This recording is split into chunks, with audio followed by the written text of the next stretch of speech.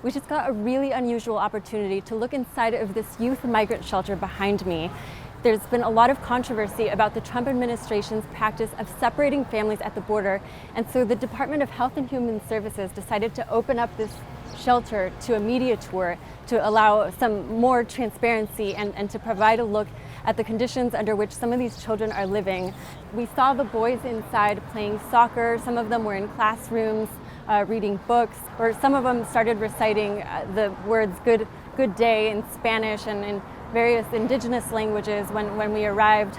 So there was this atmosphere of learning and playing, but one thing that was very particular about this tour is that the conditions under which we were allowed to go on it is that we were not allowed to do any video recording, no audio recording. We weren't allowed to speak with any of the children directly, so I couldn't interview them to get a real firsthand experience about what it's like to stay in these shelters.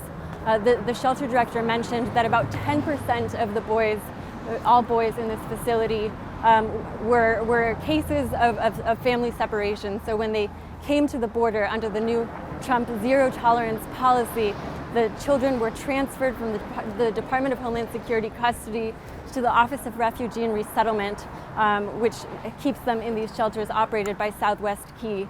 Meanwhile, the parents remain in detention and often face deportation, which, according to immigration attorneys, can result in the permanent separation of some of these families. But the work that they do here at this shelter is basically they try to find sponsors for these children. The first people that they go to is they try to find direct family relatives of the children who are living in the United States. If they can't find them, or if they can't be with them because they're in detention and in criminal proceedings under the zero tolerance policy, they will look to friends of the family. And final resort is just foster care with anyone who's able to receive these children. The average stay at this facility is about 52 days. Southwest Key operates 27 immigrant youth shelters in Texas, Arizona, and California. And again, this is a tour that we were allowed to go on because of the criticism that the Trump administration's family separation practice has received. Yesterday was a Keep Families Together National Action Day on social media, a lot of protests being organized. So we got to look inside and see. I mean, we didn't see anything out of the ordinary. There were a lot of staff members who were answering our questions. For example, they told us that these children get to speak with a clinician who evaluates them for mental health trauma twice a week, and they try to help them work through the trauma of fleeing gang violence in many cases, or the trauma of the family separation.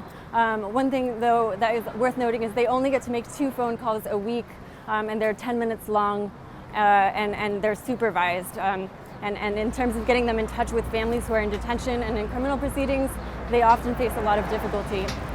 In El Cajon, Jean Guerrero, KPBS News.